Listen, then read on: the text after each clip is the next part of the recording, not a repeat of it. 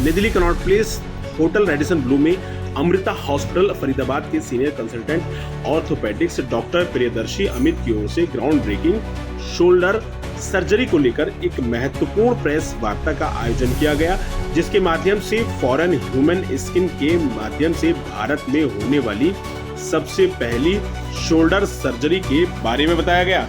वहीं इस वार्ता में इस सर्जरी की विस्तृत जानकारी देते हुए बताया गया कि डर्मल एलोग्राफ्ट पैच लगाकर टूटे हुए ह्यूमन शोल्डर्स की सफलतापूर्वक सर्जरी कर जोड़ा जा रहा है।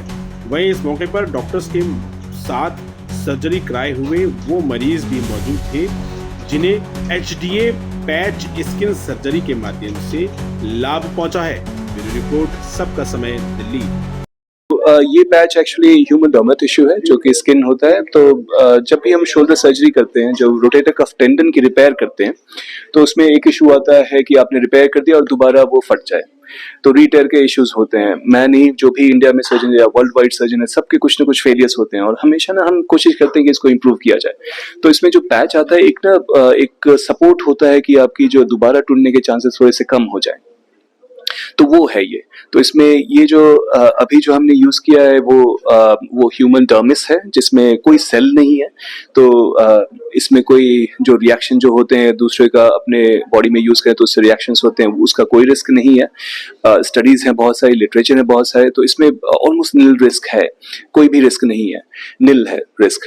तो इसे हमने यूज किया। तो आई थिंक इसके साथ इसमें है कि बाकी सारे पैचेस से ये थोड़ी सी स्ट्रांग भी होती है, क्योंकि जब हमारी टेंडन टूटती है तो पैचेस भी टूट सकते हैं, लेकिन ये स्ट्रांग है तो इसमें दोबारा इसके टूटने के चांसेस कम होते हैं।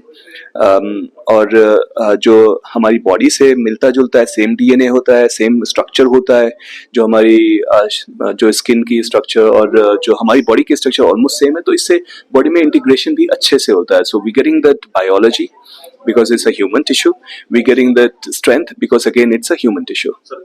ये जो इसकी मैन्युफैक्चरिंग, मतलब जो भी प्रोसेसिंग होती है, नॉट मैन्युफैक्चरिंग, जो भी प्रोसेसिंग होती है स्टैंडर्ड वे में होती है। जो वहाँ पे बनाते हैं वहाँ से आप इजीली रिट्रीव कर सकते हैं, रिक्रूट कर सकते हैं, वहाँ से इजीली बुला सकते हैं। बस है कि हमें थोड़ा दिन पहले ऑर्डर करना होता है। अब जो हमारे जो डिस्ट्रीब्यूटर्स हैं, जो हमारे वेंडर्स हैं, वो मेक श्योर करते हैं कि हाँ, इंडिया में हमारे पास कुछ नंबर्स ऑलरेडी हों, जब भी हमें जरूरत पड़े तो आपके पास होने चाहिए। तो फर्स्ट लाने में हमें 2-3 महीने का समय लग गया था, लेकिन थैंक्स टू दोज गाइस अब ये रियली अवेलेबल है।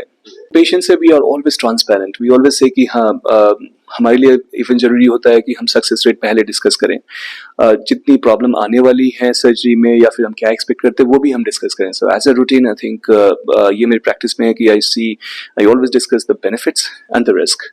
तो उसमें जब रिस्क डिस्कस करते हैं, हैव टू टेल देम कि हाँ, ये मैं करने जा रहा हूँ लेकिन इसमें थोड़े से रिस्क हैं, and then we start discussing the options कि इस रिस्क को कैसे मिनिमाइज किया जा सकता है, या फिर अगर ये रिस्क हो जाता है तो उससे कैसे बचा जा सकता है।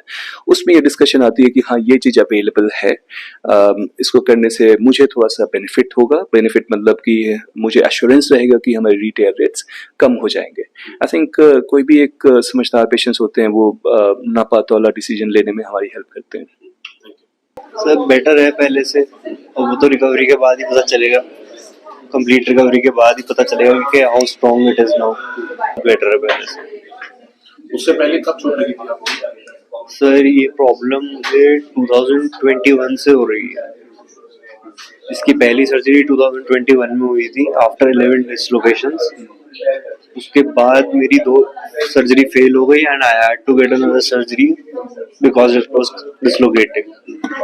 सर मैंने नहीं सुना था, मेरे को डॉक्टर प्रियदर्शी ने ही सजेस्ट किया कि हमें ये डालना चाहिए बिकॉज मेरे शोल्डर की हालत बहुत खराब थी, लाइक काफी रप्चर्स थे, मसल्स वगैरह भी फटे हुए थे, तो ये वाज लाइक डाल देते, it will make it stronger.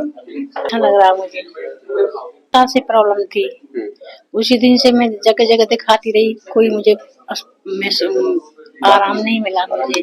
फिर मैं बाद में सर के साथ पास आई थी, सर ने MRI कराई, इसमें बोल कर कि इसमें मांसपेशी फटी हुई है यहाँ पे।